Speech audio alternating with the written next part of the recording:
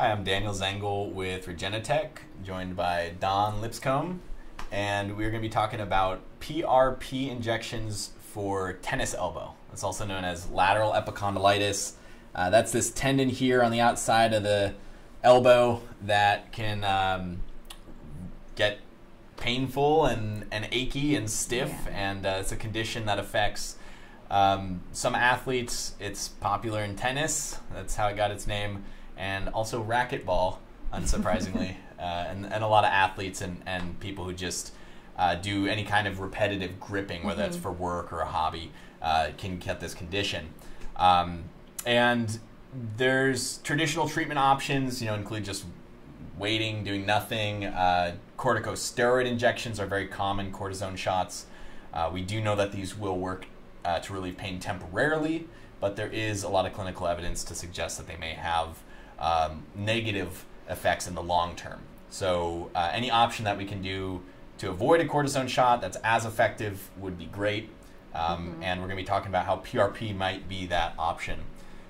So another treatment that will be commonly used for lateral epicondylitis is an autologous blood injection. So autologous meaning from the patient's own blood. They'll do a blood draw, and instead of making PRP, putting it in the PRP tube and the centrifuge, they'll just put that blood from the patient right back near the tendon. And there actually have been studies showing that's effective.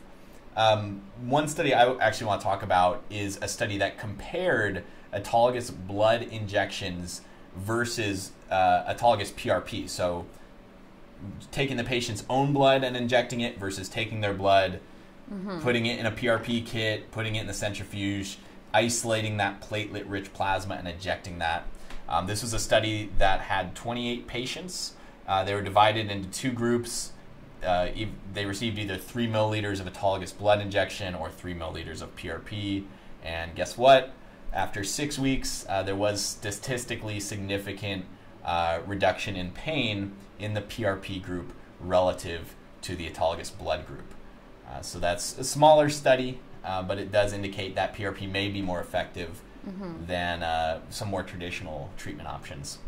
And Don, you also are going to be talking about a study that's a bit more robust with some more patients in it, right? Just a little bit. Okay, so tell me. So this study involves corticosteroid injections versus PRP. Got it. So currently, like you said, these steroids are the most common treatment for the disorder. However, patients normally relapse, and you have a high reoccurrence of pain. Right. So this is thought to be for maybe two reasons. One is that direct injection could actually damage the structure of the tendon. Right. And it may cause irreversible damage. So that could later on down the line affect you. And another is that the immediate relief of the pain might cause overuse of it. So you're already irritating something that you can't feel. Right. And so that's why it comes back to bite you later. Got it. So in this study, actually, so I'm going to discuss it in terms of, there were two studies, but one just looked at patients 1 year later, and one looked at them 2 years later. Got it. But it's the same group of patients, same researchers. Yeah. Okay. Same methodology, everything. So 100 patients with chronic lateral epicondylitis. Both of these studies were randomized, and the results were comparative with the two treatments. Right. PRP versus cortisone shots. Exactly. Okay. So both studies involved a single injection of PRP or corticosteroid into the site of the injury, and the patients were evaluated for pain and functionality. So the authors saw that even at 1 and 2 year intervals, patients reported significantly less pain and improved functionality in the PRP group versus the corticosteroid group. That's what we want to hear, right? Yeah. Okay. And that was a 2-year follow-up? Yeah, a 2-year follow-up. Okay. And almost all the patients that had been injected with corticosteroid had to come back for another treatment. Right. Or they just exacerbated it further, so that they ended up with injuries. Right, right. And that's common with corticosteroids. A lot of physicians or orthopedic surgeons, whoever's doing the injection, oftentimes they'll only inject twice into one area. before they become concerned about creating some kind of irreparable damage. So it is really not a long-term solution, and that's very promising that PRP injections have been shown more effective than not only the autologous blood, but also these cortisone shots, which are really the most prevalent treatment option out there right now for tennis elbow.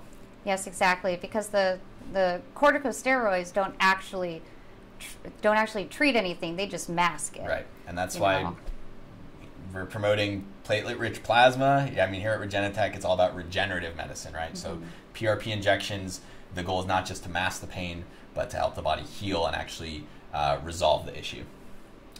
All right, Dawn, well, thank you once again. Thank you. We might have time for more videos. I guess we'll see if we have any more talks on PRP coming up. So we'll be back soon.